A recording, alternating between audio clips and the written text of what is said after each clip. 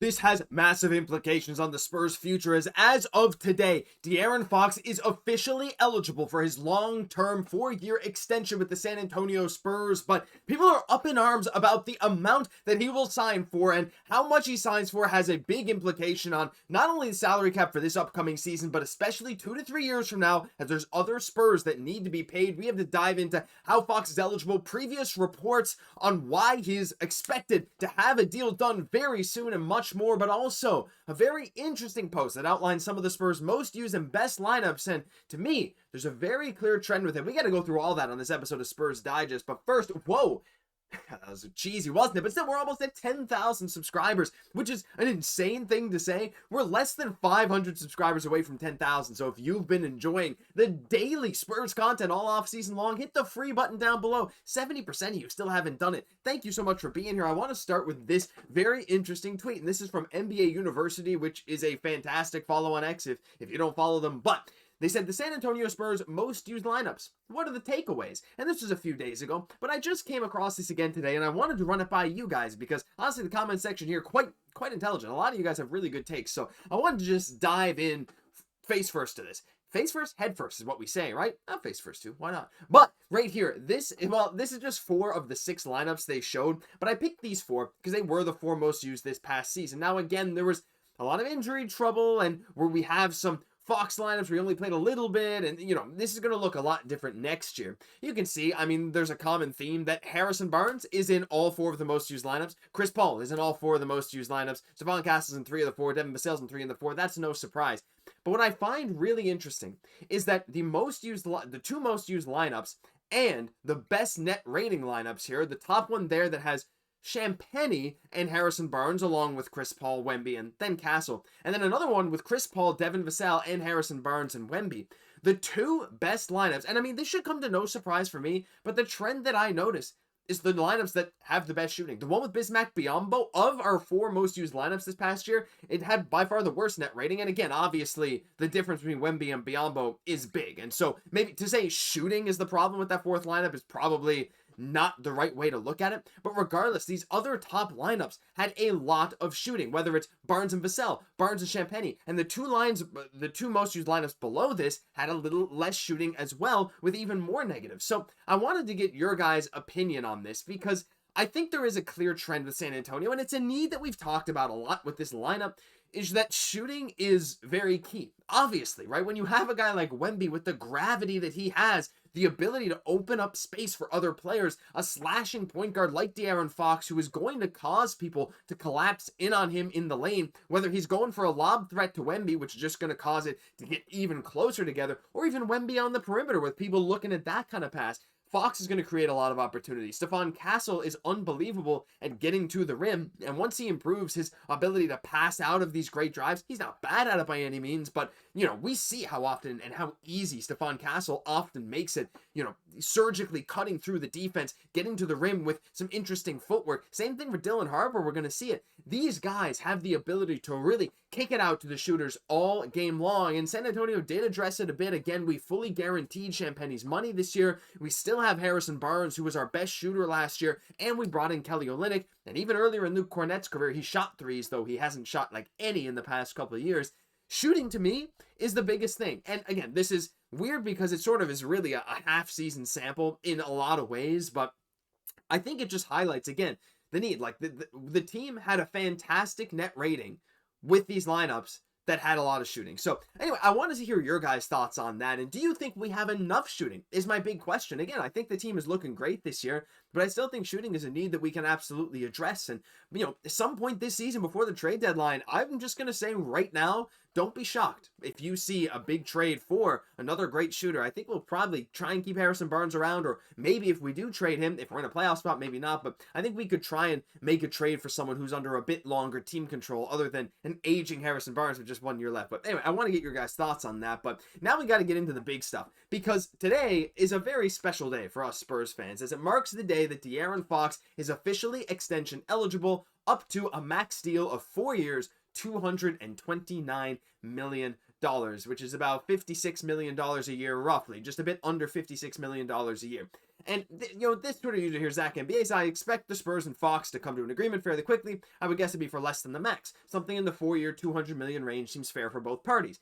And this is interesting because there have been some reports, I think some from Yahoo, I think it was Bobby Marks, I don't quote me on that, but there was multiple people saying, I don't know. I don't think De'Aaron Fox is a max player. Not going to have any qualms if the Spurs sign him to that. But is he really worth the max? We just saw what Luka signed for. Is Fox really worth that same amount of money? And I get that on the one hand.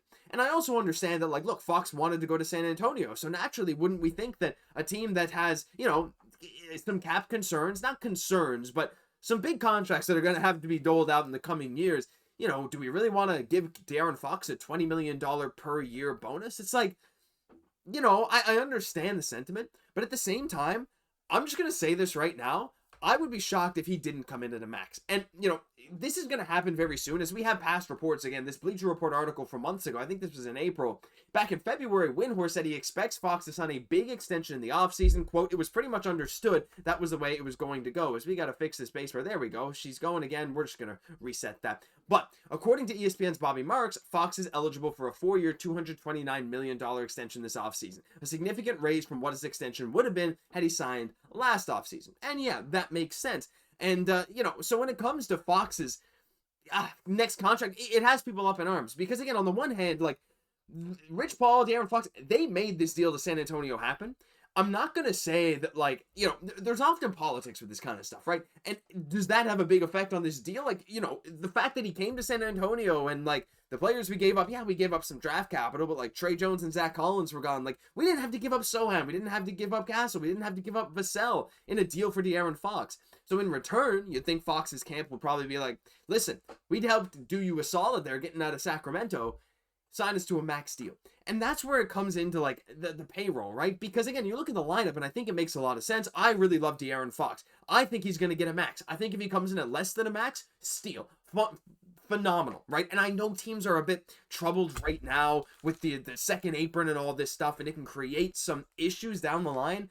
But right now, my opinion is this. You have Wembanyama for 2 more seasons at $13 and then $17 million. You have to maximize that. This guy is a top 10 player in the NBA. He could jump up to top 3. He could jump to one of the best players in the league this year. And he, at his peak, when he's playing his best, he already is. And so if you're getting, top 10 player in the league, probably going to get MVP votes this year, you're getting MVP caliber players for $13 and $17 million. Those are the years that you have to make the most of with your roster. And again, I'm not saying go all in Kevin Durant trade would have been, but I'm saying when you have a guy like Fox who is still in his prime and you can lock him up for a longer term deal, you can always trade him. I'm not saying that's the thing that we should do years from now, but if in 3 years, in 27, 28, when Wemby's extension kicks in and Sochan's on his extension, and then we're 1 year away from having to sign Stephon Castle and 2 years away from Dylan Harper, and Fox's last year would be the same year as Harper's first year of his extension. So there's gonna be a lot of money tied up in those years. You can deal with that when you get to it, because to me, De'Aaron Fox, as much as maybe some people will try and convince you he's not, I say he is a max player. And a max player definition in the NBA is tough because, I understand that it's hard to say that, the top players in the league, the Giannis, even the Wemby, right? The Jokic, they're worth the same amount of money as De'Aaron Fox. Again, they have more awards than Fox, so their money is higher, but you know what I mean, right? Are they really the same caliber of player to get that same type of extension? I understand that, but at the same time, you're building a contending team. You traded for this guy, and it's very important to have this kind of talent on your team. I think the people that are saying to trade De'Aaron Fox to make room for Dylan Harper, I think that's crazy. Before even seeing one game of Dylan Harper at the NBA level, Fox is already an all-star level point guard. He is a great fit with this team. And this, regardless, so the decision the Spurs make has big implications. Because like I said, the last year of Fox's 4-year extension would be the first year of Dylan Harper's extension. It would be the first year of Carter Bryant's extension. It would be the first year that we would have to replace Devin Vassell, or it would be the first year of Devin Vassell's extension. And then also the second year of Fox's contract would overlap with Wemby's payday. And Sochan's payday this coming year would line up with the first, and Castle. So you have to think about Castle, Vassell. I think Vassell's probably gone at some point, but that's beside the point. You have to think of Castle, Sochan, Bryant, Harper, Wemby, all of these guys, and even Vassell to some extent.